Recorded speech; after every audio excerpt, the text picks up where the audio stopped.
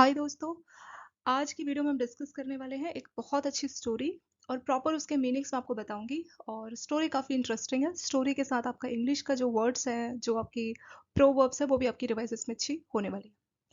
सो topic है हमारा, जो स्टोरी हमारी उसका जो आपका हेडिंग है, या जो बोल लीजिए कि जो मेन शीर्ष आपकी स्टोरी का, वो है the ripple effect of kindness. दोस्तों, यहाँ पे एक वर्ड है रिपल इफेक्ट। इसका क्या मतलब होता है? ठीक है, इसका मतलब जैसे मान लीजिए आपके पास कोई तालाब है। आप तालाब की साइड में बैठे और आपने एक पत्थर अगर तालाब में फेंका है, तो क्या होता है, लहरें ऐसी आती, एक लहर फिर दूसरी लहर फिर तीसरी लहर। तो इसमें क्या होता है कि यहाँ अगर आपने एक कंकड़ फेंका, तो उससे क्या होगा, तालाब मान लीजिए पहले बिल्कुल शांत था। ठीक है, बिल्कुल शांत था, बिल्कुल पानी जो थी कोई लहर नहीं थी, पर जैसे ही आपने कंकड़ पानी में फेंका, उससे क्या हुआ कि एक लहर आई, उसके बाद उस लहर ने दूसरी लहर को जन्म दिया, फिर उसने अगली लहर को जन्म दिया, तो उसको बोला जाता है रिपल इफेक्ट। ठीक है, तो आपको हेडिंग, जो हमारी स्टोरी की हेडिंग समझ में आ गई होगी। The ripple effect of kindness. Kindness क्या होता है? दयालु। जब आप किसी पे दया करते हैं तो उसको काइंडनेस बोलते हैं। तो इस स्टोरी में ये बताया गया है दोस्तों कि जब आप कुछ दयालु वाला कोई काम करते हैं, काइंडनेस वाला कोई एक्ट करते हैं, तो उसका रिपल इफेक्ट होता है। मतलब आपने किसी के लिए कुछ अच्छा किया, वो आगे उसके लिए अच्छा करेगा, वो आगे उसके लिए अच्छा करेगा। तो ये इस स्टोरी में आपको बताया गया है। ठीक है, तो बहुत अच्छी स्टोरी है। चलिए इसको रीड करते हैं। One bright morning. एक ब्राइट का मतलब होता है बहुत अच्छी या बहुत ज्यादा सुनहरी। ठीक है, ब्राइट मतलब बहुत ज्यादा सुनहरा। वन ब्राइट मॉर्निंग, एक बहुत अच्छी सुनहरी सुबह में क्या हुआ, Lily was walking to her favourite cafe. लिली एक बच्ची का नाम है, एक लड़की का नाम है।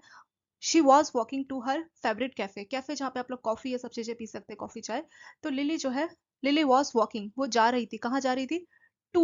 टू मतलब कहाँ जा रही थी? I am going to there. तो टू किस लिए यूज है? प्रपोजिशन, किसी डायरेक्शन को बताने के लिए ये यूज हुआ है। ठीक है, सो दोस्तों यहाँ बोला गया है कि Lily was walking to her favourite cafe. तो उसका फेवरेट, फेवरेट होता है कोई आपकी पसंदीदा, किसी चीज को अगर आप पसंद करते हैं, उसको बोला जाता है फेवरेट। ठीक है, so Lily was walking to her पसंदीदा कैफे। वो अपने पसंदीदा कैफे पे जा रही थी। थिंकिंग, क्या सोच रही थी? It was just another ordinary day. Ordinary day होता है मामूली दिन, जैसा आपका डेली का दिन है ना, सामान्य दिन।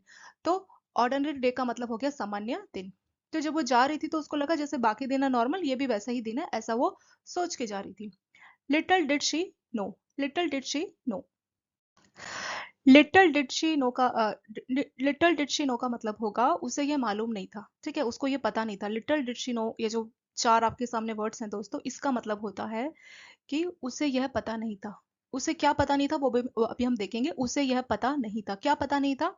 हर सिंपल एक्ट ऑफ काइंडनेस। उसको ये नहीं मालूम था कि वो जो छोटा सा सिंपल, मतलब बहुत ही सादा, जो काइंडनेस मतलब दयालुता का जो काम कर रही है ना, would set of a chain reaction. Set of होता है किसी चीज को शुरू कर देना, तो इससे क्या होगा, एक चेन रिएक्शन शुरू हो जाएगी। That would make the day anything but ordinary. So यहाँ पे जो आपके तीन वर्ड्स है, एनीथिंग बट ऑर्डिनरी, इसका मतलब होता है असामान्य। सामान्य से डिफरेंट। जैसे सामान्य तो क्या आपका नॉर्मली ऑर्डिनरी दिन जा रहा है, असामान्य मतलब जो चीज डेली रूटीन में ना हो। So little did she know, उसको पता नहीं था कि हर सिंपल एक्ट ऑफ काइंडनेस, कि वो बहुत ही सादा जो है किसी की मदद कर रही है, काइंडनेस दिखा रही है, दयालुता जो दिखा रही है, वुड सेट ऑफ, शुरू कर देगा अ चेन रिएक्शन, एक चेन रिएक्शन को शुरू कर देगा। ठीक है, और that would make the day anything but ordinary, मतलब ये जो काम करने वाली थी बच्ची लिली, उसके दिन को असामान्य बना देगा। As she stroll down the street. Stroll down का मतलब होता है चलना। स्ट्रॉल, स्ट्रॉल मतलब चल के जाना। ठीक है, सड़क पर वो क्या कर रही थी? चल रही थी। स्ट्रॉल डाउन मतलब चल रही थी। द स्ट्रीट, सड़क पर। शी नोटिस्ड, उसने नोटिस किया। नोटिस होता है कि ध्यान देना कि क्या हो रहा है। ठीक है, तो उसने नोटिस किया या उसने देखा, एल्डरली मैन। एल्डरली मैन होता है एज्ड पर्सन, कोई बूढ़ा व्यक्ति या बुजुर्ग व्यक्ति आप बोल सकते हैं। ठीक है, तो बुजुर्ग व्यक्ति, मैन बुजुर्ग व्यक्ति, struggling with a heavy bag. Struggling होता है कि बुजुर्ग व्यक्ति का एज ज्यादा होगा, तो इस वजह से जो है एक हैवी मतलब एक भारी बैग को वो उठा नहीं पा रहा, उसको उठाने में स्ट्रगल हो रहा है। स्ट्रगल मतलब उसको दिक्कत हो रही है, दिक्कत का सामना करना पड़ रहा है एक हैवी बैग उठाने में। Without a second thought. Without a second thought का मतलब जनरली जैसा कोई चीज आप करने जाते हो तो आप सोचते हो कि क्या मुझे करना चाहिए कि नहीं करना चाहिए, तो इस तरीके की कोई चीज उसके दिमाग में नहीं आई। विदाउट ए सेकंड थॉट मतलब एक भी सेकंड सोचे बिना, she rushed over to land a hand. वो रश्ड ओवर, रश्ड ओवर का मतलब है वो वहां पे दौड़ी, वो उधर भागी, दौड़ी या भागी, टू लैंड अ हैंड। इस पर का क्या मतलब होगा? लैंड ए हैंड का मतलब होगा दोस्तों मदद की पेशकश की। उसने बोला कि क्या मैं आपकी मदद कर दूं? ठीक है, विदाउट अ सेकंड थॉट मतलब एक भी सेकंड की देरी किए बिना, बिना कुछ सोचे बिना, शी रश्ड ओवर, वो दौड़ी, टू लैंड अ हैंड, इसका मतलब है कि क्या मैं आपकी मदद करूं, लैंड अ हैंड, किसी को आप अपना एक हाथ उधार दे रहे हैं, तो ये एक तरीके का प्रोवर्ब टाइप है। इसका मतलब होता है कि वो उसको पेशकश कर रही है कि क्या मैं आपकी कुछ मदद कर सकती हूँ, इसके लिए जो है ये आपका प्रोवर्ब यूज हुआ है। The man was taken aback, तो वो जो बूढ़ा व्यक्ति था वो क्या हुआ, थोड़ा हैरान था। ठीक है, the man was taken aback का मतलब होगा कि वो जो बूढ़ा व्यक्ति था वो थोड़ा सा हैरान था कि ये क्या हो गया, अचानक से वो थोड़ा सा हैरान था, but with a warm smile. Warm smile का मतलब होता है एक प्यारी मुस्कान के साथ, स्माइल तो आप समझ रहे हैं ना, मुस्कान। वार्म, ये जो वार्म वर्ड यूज होता है ना, जैसे किसी का बहुत ही अच्छा वेलकम होता है तो उसको बोलते हैं वार्म वेलकम। तो ये आपके मतलब गेस्चर, आपका कैसा शिष्टाचार है उसको बताता है, वार्म वेलकम, बहुत ही कोल्ड वेलकम। तो वार्म और कोल्ड मतलब जो होता है ये आपकी गर्मी और सर्दी के लिए यूज नहीं होता, ये गर्मी सर्दी के लिए तो यूज होता है, पर साथ के साथ किसी के बिहेवियर को भी ये बताता है, आपका जो शिष्टाचार का बिहेवियर है वो भी इससे पता चलता है। ठीक है, so but with a warm smile, warm मतलब एक अच्छी अच्छी या फिर एक अच्छी मुस्कान के साथ जो है, ही सेड, उसने बोला, उसने कहा, you are really gone out of your way. तो यहाँ पे एक वर्ड प्रोवर्ब आ गया, gone out of your way. So gone out of your way एक प्रोवर्ब है जिसका मतलब होता है टू मेक स्पेशल एफर्ट्स।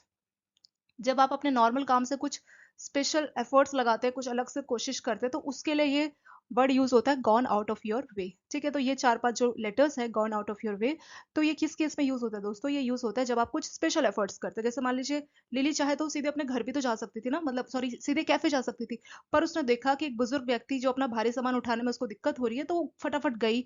तो वो क्या कर रही है, जो उसके नॉर्मल रूटीन है उसने उससे कुछ अलग से एफर्ट लगाया। देखा जाए तो बच्ची को भी तो सामान उठाने में दिक्कत होगी, तो बच्ची नहीं बोल सकते, जो लड़की थी उसको भी तो दिक्कत होगी, पर उसने स्पेशल एफर्ट्स किए। So gone out of your way जो है ये बना किस तरह से कि आप अपने रास्ते में जा रहे हैं, रास्ते में जाते जाते आप आउट आउट हो गए। आउट मतलब आप नॉर्मल जो लोग जनरली लोग क्या करते हैं कि अरे बूढ़ा व्यक्ति है वो भारी सामान ले रहा है तो इग्नोर कर देते हैं, बट उस बच्ची ने लिली ने क्या किया, इग्नोर ना करके अपने रास्ते से उसने स्पेशल एफर्ट्स लगाने की कोशिश की। ठीक है, तो ये एक प्रोवर्ब है gone out of your way, इसका मतलब स्पेशल एफर्ट्स। ठीक है, so you have really gone out of your way to help me, तो उस व्यक्ति ने कहा कि यू हैव रियली गॉन मतलब तुम गए हो, कहाँ गए हो, तुमने स्पेशल एफर्ट्स मेरे लिए किया, ऐसा उसने कहा। You are a good Samaritan, you are a good Samaritan, तुम एक अच्छे इंसान हो, अच्छा शिष्टाचार है तुम्हारे में, ये अच्छे इंसान हो, ऐसा उसने जवाब दिया। So you are such a good Samaritan, यानी कि आप एक सच्चे अच्छे इंसान हो। ठीक है, तो उसको रीड कैसे करेंगे, समैरिटन समैरिटन समैरिटन, तुम एक सच्चे और एक अच्छे इंसान हो, ऐसा उस आदमी ने उसके लिए कहा। Lily shrugged and smile, shrug जो वर्ड है दोस्तों इसका मतलब क्या होता है, शर्माते हुए। ठीक है, शर्माना, श्रग्ड शर्माना, जैसे कुछ बच्चों की तारीफ कर दी जाती है तो बच्चे शर्माने लग जाते हैं ना, वैसे ही। Saying it is nothing really, उसने बोला कि ये तो कुछ भी नहीं है, बहुत सिंपल सी चीज है, तो बहुत छोटी सी बात है। जस्ट पेइंग इट फॉरवर्ड, ठीक है, बस आगे बढ़कर मदद करना। उसने बोला पेइंग इट फॉरवर्ड मतलब आप भी ऐसा करना। ठीक है, इसको फॉरवर्ड करना मतलब to do some kindness for someone in return for a previous kindness, मतलब इसका सिंपल सा मतलब है कि आपने कुछ दया दिखाई तो आप भी जो है आगे, मैंने आपके लिए कुछ अच्छा किया तो आप भी किसी और के लिए कुछ अच्छा करना, तो ऐसा उसका कहना था बच्ची का, लिली का। ठीक है, वो शर्माई और स्माइल किया और उसने बोला कि ये तो कुछ भी नहीं है, सच में ये तो कोई बात ही नहीं है, इट इज नथिंग, कुछ भी नहीं है ये तो। जस्ट पेइंग इट फॉरवर्ड मतलब इसको आगे क्या करना, फॉरवर्ड करना, इसको जैसे मैं आपके लिए दया कर रही हूँ वैसे आप भी इसको आगे करना, तो आप भी किसी की मदद करना, ये उस बच्ची का कहना था।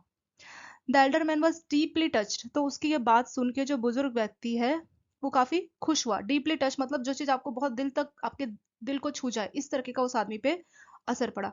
As they parted ways, parted parted का मतलब होता है जैसे उसने उसकी मदद की तो जहां तक उस बूढ़े व्यक्ति को पहुंचना था वहां तक वो चले गए, फिर वो बच्ची अपने रास्ते वो अपने रास्ते, तो पार्टेड वेज मतलब दोनों जब अलग अलग हुए, जब बच्ची अपने रास्ते की तरफ चलने लगी।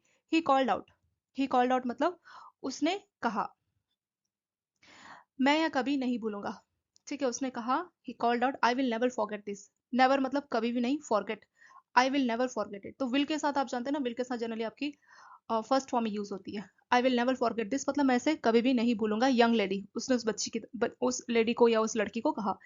You have made my day, you have made my day का मतलब होता है कि तुमने मेरा दिन बना दिया, किसी को बहुत ही खुश कर देना तो बोलते हैं ना यू मेड माई डे, मतलब तुमने मेरा दिन बहुत अच्छा किया है, मेरे को बहुत खुशी मिल रही है, तो किसी के दिन को स्पेशल बना देना या किसी को खुश करा देना तो उसी के लिए बोलते हैं you have made my day.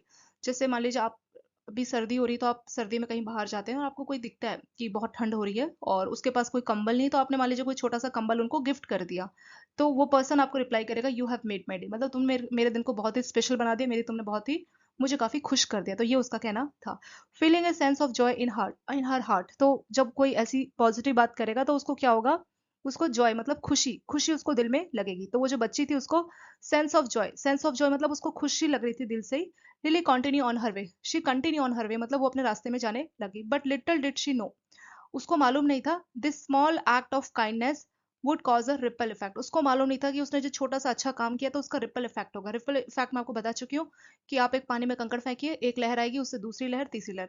तो उसको मालूम नहीं था कि जो ये पॉजिटिव कर रही है तो वो बूढ़ा व्यक्ति भी आगे किसी की किसी और तरह से मदद करेगा, तो उसको इसके बारे में पता नहीं था। लेटर दैट आफ्टरनून, लेटर मतलब बाद में, दैट मतलब उसी, आफ्टरनून मतलब उसी, आफ्टरनून मतलब उसी के बाद दिन की बात हो रही है। एट द कैफे, कैफे में, जैसे आप किसी जगह पे होते हो, eight the cafe, at my home, तो इसके लिए एट वर्ड यूज होता है। जब आप किसी जगह पर होते हो ना तो उसके लिए एट प्रिपोजिशन का यूज होता है। जैसे at the cafe, at my office, can we meet at my office, can we meet at cafe. तो किसी स्पेसिफिक जगह की अगर बात होती है तो वहां पे एट का यूज किया जाता है, ठीक है। जैसे कोई मौसम की बात होती है कि बाहर बारिश हो रही है तो वहां पे इट का यूज किया जाता है, इट इज रेनिंग आउटसाइड। तो वेदर के रिगार्डिंग हमेशा इट का यूज होता है, किसी जगह के रिगार्डिंग एट का यूज होता है, ठीक है। तो वही बोली कि eight the cafe lily overhead a conversation. Overhead का मतलब क्या होता है कि कुछ दो लोग बातें कर रहे हैं, आप ना चाहते हुए भी लेकिन आपने किसी की बात सुन ली हो, ठीक है। तो उसके लिए ओवरहेड वर्ड का मतलब, उसके वही मतलब होता है आपके ओवरहेड का मतलब। जैसे मान लीजिए दो लोग बात कर रहे हैं और आपने उनकी कोई बात सुन ली, तो आप उनको जाके बोलोगे, मान लीजिए आप स्कूल में गए और दो लोग कुछ बातें कर रहे हैं, ठीक है, आपने उनकी बात सुन ली, फिर जैसे उन्होंने आपको देखा तो वो आपको बताने लगे कि अच्छा ऐसे ऐसे हम बात कर रहे थे, तो आप उनको बोलोगे नहीं नहीं मैंने तो पहले से सुन लिया है। सो ओवरहेड इस वर्ड को तब यूज करते हैं। Lily overhead a conversation, conversation होता है बातचीत। किसके बीच में बातचीत हो रही थी, बिटवीन अ यंग वुमेन, एक जवान वुमेन औरत के बीच में, उसका नाम था इमा, एंड द बैरिस्टा। ये दो लेडीज के नाम है जिनकी बातचीत को लिली ने सुना। एमा सीम्ड अपसेट, तो जो एमा थी वो क्या लग रही थी, काफी उदास लग रही थी। किस बात को लेके उदास थी वो,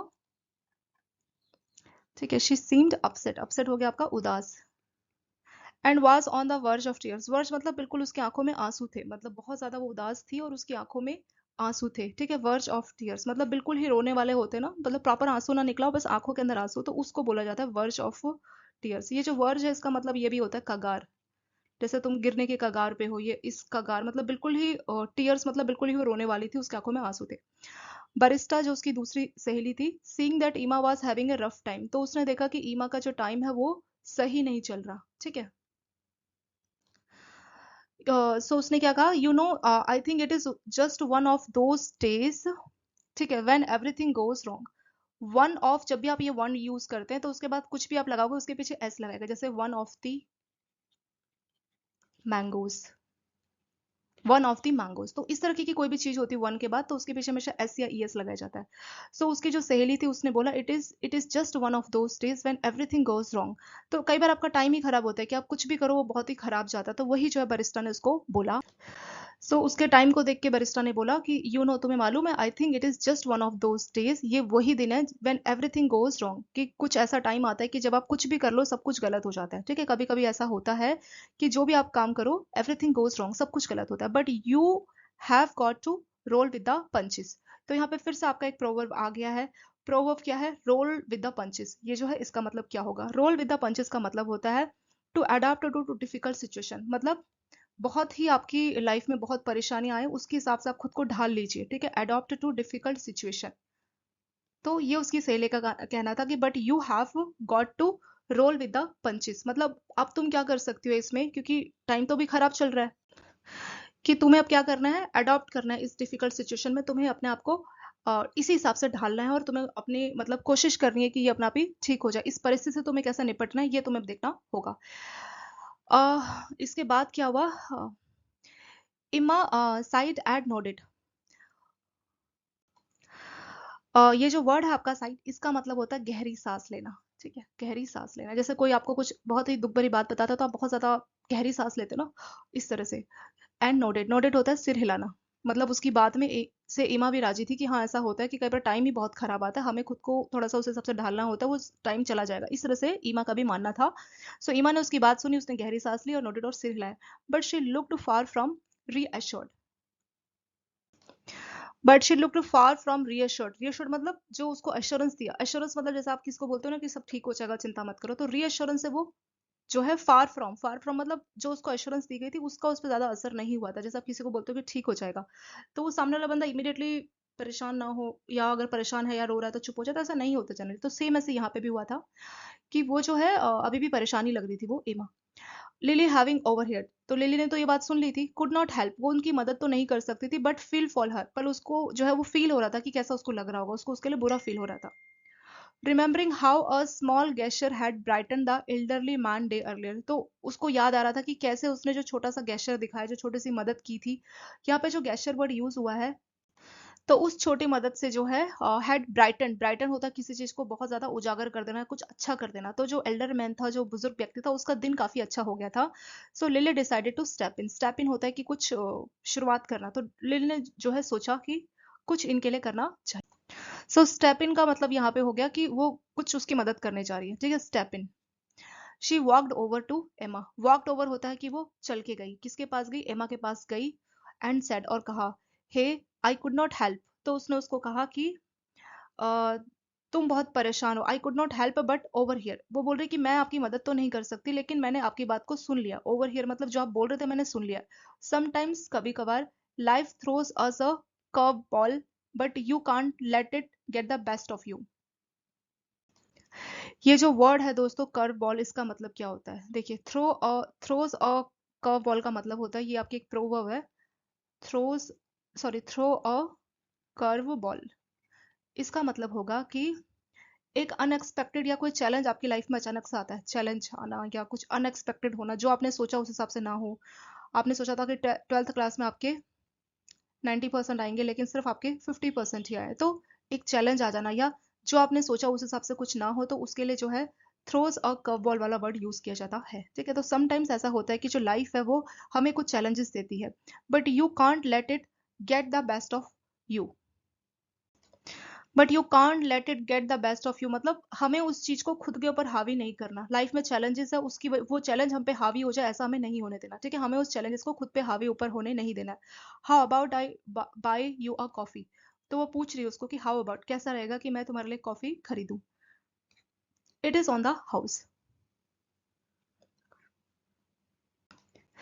it is on the house, आपको हाउस सुन के लग रहा होगा कि ये तो घर पे है, लेकिन it is on the house का मतलब होता है कि यह मेरी तरफ से। It is on the house मतलब यह है मेरी तरफ से। मतलब वो बोल रही है कि क्योंकि कैफे में बैठे थे, तो उसका घर तो नहीं है ना, लिली का घर है और ना ही अम्मा का घर है, तो वो बोल रही है कि it is on the house मतलब यह मेरी तरफ से है। क्या मैं तुम्हारे लिए कॉफी लूं, मतलब उससे पूछ रही है कि how about I by you a coffee, कि क्या कैसा रहेगा कि मैं तुम्हारे लिए कॉफी खरीदूं, वो पूछ रही है तो क्वेश्चन मार्क लगा है। It is on the house मतलब यह मेरी तरफ से, सो ऑन द हाउस मतलब यह मेरी तरफ से है। इमा लुक्ड एट हर, तो जब भी किसी की तरफ देखते हैं तो लुक के पीछे हमेशा एट ही लगाते हैं, लुक्ड एट हर, ठीक है। सो लुक एट हर, इमा ने उसकी तरफ देखा, सरप्राइज, सरप्राइज मतलब काफी हैरान होके, तो इमा ने उसकी तरफ देखा हैरान होके, बट देन स्माइल, और फिर उसने स्माइल की। वाओ, वाओ मतलब बहुत अच्छा, थैंक यू, धन्यवाद। आई रियली नीडेड दैट, मुझे सच में इसकी जरूरत थी। रियली मतलब मुझे सच में इसकी जरूरत थी, तो एमा ने उसको बोला कि धन्यवाद, मुझे सच में इसकी जरूरत थी। You just don't know how much this means to me. This means मतलब ये चीज मेरे लिए कितनी जरूरी है। You just can't know, don't know मतलब तुम्हें ये मालूम नहीं है। ये उसको इमा लिली को बोल रही है कि तुम्हें मालूम नहीं है how much this means to me, कि यह मेरे लिए कितना मायने रखता है। मीन्स टू मी मतलब होता है कि मेरे लिए कितना ये मायने रखता है, मायने रखता है, ठीक है। तो ऐसा इमा ने लिली को कहा। As they chatted, as they chatted मतलब जब वो बातें कर रहे थे, बोलते ना चैटिंग, चैट चैट करना, तो बोलते ना चैटिंग करना, तो ये चैट वर्ड आपने सुना होगा, व्हाट्सअप चैट, तो वहीं से ये चैटेड आया कि जैसा वो बातें कर रहे थे, कन्वर्सेशन कर रहे थे। Leela, sorry, Lily share the story of elder man, तो लिली ने उसको शेयर की, बताया एल्डरली मैन की स्टोरी के बारे में। How a simple act of kindness, की उसने जो छोटी सी मदद की, had made her day too, तो उससे उसको भी काफी खुशी मिली। काइंडनेस रियली इज कंटाजियस, तो ये जो कंटाजियस वर्ड होता है दोस्तों, इसका क्या मतलब होता है? कंटेजियस होता है संक्रामक। जैसे ही आपका कोविड आया था ना, तो कोविड क्या था, वो भी तो कंटेजियस था ना, कि सबको कोविड में सबको बीमारियां हो रही थी। सो सेम उसको बोलते हैं कंटेजियस। तो कंटेजियस मतलब काइंडनेस रियली इज कंटेजियस, मतलब अगर आप दयालु कर रहे हो तो आपको देख के कोई और भी दयालु बन सकता है, तो ऐसा इनका कहना था। लिली सेड, लिली ने कहा, you never know how much A small gesture can turn someone's day around. Turn someone's day around का मतलब होता है किसी का दिन बदल देना, ठीक है। मतलब आपका दिन बहुत ही दुखी था लेकिन किसी ने आपकी मदद की तो आपका दिन बिल्कुल बदल गया, वो काफी खुशी में हो गया। सो यू नेवर नो, तुम कभी नहीं जानते, तुम्हें कभी पता नहीं चलेगा, how much A small gesture मतलब जो छोटी सी आप मदद करते, किसी गेस्चर मतलब एक अच्छा किसी की मदद आप कर रहे हो, सो उससे क्या हो सकता है, कैन मतलब क्या हो सकता है, टर्न समवन्स डे अराउंड, तो उससे किसी का जो है दिन बन सकता है, किसी का दिन जो है बदल सकता है, किसी का दिन बहुत ही खराब था तो उसको आप बदल सकते हो अच्छे दिन में, तो ये इसमें बोलने की कोशिश की गई है। आफ्टर देयर कन्वर्सेशन, तो उनकी जो बातचीत चल रही थी उसके बाद इमा left the cafe with a new found spring in her step. तो जो इमा थी, जो बहुत ज्यादा परेशान थे, जिसकी आंखों में आंसू थे, जो बिल्कुल रोने ही वाली थी, शी लेफ्ट द कैफे, उसने कैफे को छोड़ा, कैफे से वो गई, with a new found spring in her step. So spring in her step इसका मतलब होता है, ये भी आपका एक इडम है, एक फ्रेजेस है, इसका मतलब होता है बहुत ज्यादा खुश और कॉन्फिडेंट, मतलब भरोसामंद, कॉन्फिडेंट के साथ अगर आप जाए, हैप्पीनेस और कॉन्फिडेंट, तो उसके लिए ये वर्ड यूज होता है, ये इडम यूज होता है आपका, स्प्रिंग इन हर स्टेप। सो अभी जो है लीमा सॉरी ईमा ने जो है कैफे को छोड़ा विद अ न्यू फाउंड, मतलब नया, नई खुशी और कॉन्फिडेंस के साथ, feeling like she could face the world again, उसको ऐसा फील हो रहा था कि वो इस वर्ल्ड का सामना कर सकती है दोबारा से, तो उसको ऐसा फील हो रहा था कि ये दुनिया का सामना कर सकती है, क्योंकि वो रो रही थी, बहुत परेशान थी। एज शी लेफ्ट, जैसे वो गई, she thought to herself, उसने खुद से सोचा, what goes around comes around. ये भी आपका फिर से एक आपका इडियम हो गया, what goes around comes around, तो इसका मतलब क्या हुआ, what goes around comes around का मतलब होता है कि जैसा आप किसी के साथ करते हैं, so what goes around comes around का मतलब होता है कि जैसा आप करते हैं वही चीज आपके पास लौट के आती है, ठीक है। गुड डीड्स, अगर आप कुछ अच्छा भी मतलब बोलते हैं ना हिंदी में, जैसा आप बोओगे वैसा काटोगे, तो ये उसी का मतलब वही होता है। What goes around comes around means जैसा आप बोओगे वैसा आपको मिलेगा, चाहे आप अच्छा कुछ बोओगे या कुछ खराब मिलोगे, रिटर्न में आपको वही चीज मिलने वाली, तो वो मतलब होता है व्हाट गोज अराउंड। सो जैसे ही ईमा वहां से गई, शी थॉट टू हरसेल्फ, उसने खुद से सोचा कि जैसा आप करते हो वैसे आपको मिलता है। अ वीक लेटर, एक हफ्ते के बाद क्या हुआ कि इमा feeling grateful for the kindness she had receive, तो जो इमा थी उसको बहुत ही अच्छा महसूस हो रहा था, उससे काफी वो प्रभावित थी, ठीक है। ग्रेटफुल मतलब किसी की बातों से बहुत ज्यादा प्रभावित होना, तो इमा काफी प्रभावित हुई, काइंडनेस शी हैड रिसीव, तो जो भी काइंडनेस उसको मिली थी तो उससे वो प्रभावित थी। Decided to help a friend who was struggling with a project, तो उसका एक दोस्त था जिसको प्रोजेक्ट में काफी दिक्कत आ रही थी, तो वो उसने सोचा कि वो उसकी मदद करेगी, ठीक है। शी रिमेंबर्ड लिलीज वर्ड, तो उसको लिली के वर्ड्स याद आए, रिमेंबर मतलब होता है याद करना, याद आया। जस्ट पे इट फॉरवर्ड, पे इट फॉरवर्ड मतलब जैसा मैं तुम्हारे साथ कर रही हूँ इसको आगे पे कर देना, मतलब मुझे वापस मत करो, ऐसा नहीं कि मैं तुम्हारी मदद कर रही हूँ तुम बदले में मेरी मदद करो, नहीं, जस्ट पे इट फॉरवर्ड मतलब आगे तुम किसी और की मदद करना, उसको ये वर्ड्स उसके याद आए। पे इट फॉरवर्ड मतलब इसे आगे बढ़ाओ, जैसा मैंने किया वैसे तुम भी करो, उसको ऐसे लिली ने बोला था तो उसको वो वर्ड्स याद आए। एंड सो इसलिए the ripple effect continue, and did just that, उसने वैसा ही किया, दोस्त की मदद की, एंड सो उसके बाद रिपल इफेक्ट कंटिन्यू, तो रिपल इफेक्ट मतलब लिली ने इमा की मदद की, इमा ने फिर आगे अपने दोस्त की मदद की, वो दोस्त आगे किसी और की मदद करेगा, तो इस तरह से जो है रिपल इफेक्ट वहां पे हो गया। All because Lily decided to land a hand, land a hand होता है किसी की मदद करना, टू समवन इन नीड, तो ऐसा इसलिए हुआ क्योंकि समवन इन नीड मतलब जिसको जरूरत हो उसको आपने मदद किया, तो ऐसा इसलिए हुआ क्योंकि लिली ने शुरुआत की थी। अ स्मॉल गेस्चर, एक छोटी सी जो आपकी मदद है, जो आप छोटी सी मदद करते हो, आप सोचते हो तो बहुत छोटी सी बात है। अ काइंड वर्ड, आप एक अच्छा और दयालु शब्द यूज करते हो, एंड अ सिंपल एक्ट, और एक छोटा सा आपने कोई काम कर दिया, जैसे किसी की छोटी सी मदद कर दी, had spread like wildfire, wildfire जंगल की आप जानते हैं ना कैसे फैल जाती है, तो एक छोटी सी मदद, आपने कुछ अच्छा बोल दिया या एक बहुत ही सिंपल सा आपने किसी का छोटा सा काम कर दिया, ये फैल जाता है। कैसे फैलता है, जैसे जंगल में आग होती है ना, ये बिल्कुल वैसे ही फैलता है, ठीक है। रिमाइंडिंग एवरीवन, सबको ये याद दिलाता है that kindness is truly contagious, तो इससे सबको ये पता चलता है कि जो काइंडनेस है, जो आप किसी की मदद करते हो, जो आप दयालुता दिखाते हो, वो क्या है, कंटाजियस, वो क्या है, संक्रामक है। संक्रामक मतलब जैसे आपकी कोविड था ना, एक से दूसरे को फैल रहा था, तो सेम ऐसे अगर आप काइंडनेस करते हो तो वो भी कंटाजियस है। अब आप किसी के लिए कुछ बुरा करते हो तो वो सामने वाला बोलता है कि मेरी तो मदद नहीं की, मैं क्यों करूं, फिर नेक्स्ट वाला सोचता है मेरी मदद नहीं, मैं क्यों करूं। लेकिन अगर आप किसी की मदद करते हो तो वो पर्सन भी आगे मदद करता है, वो भी आगे मदद करता है, तो इसीलिए जो है ये आपका रिपल इफेक्ट होता है, तो ये इसमें बोला गया है।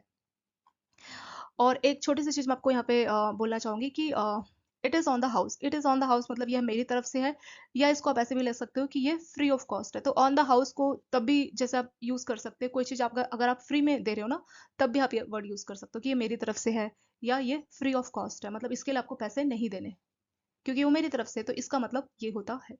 तो इसके साथ ये स्टोरी आपकी हो चुकी है कंप्लीट दोस्तों। यहाँ पे हमें दो चीज़ें सीखने को मिली। एक तो हमें कुछ वर्ड्स, कुछ ईडियम और फ्रेजेस सीखने को मिले, प्लस हमें एक अच्छा खासा मैसेज मिला कि अगर हम किसी की मदद करते हैं तो वो चीज़ का जो है रिपल इफेक्ट होता है, और वो हमें वापस मिलता है। ठीक है, तो इस पॉजिटिव स्टोरी के साथ, इस पॉजिटिव नोट के साथ ये वीडियो मैं कंप्लीट करती हूँ, और thank you so much for watching this video.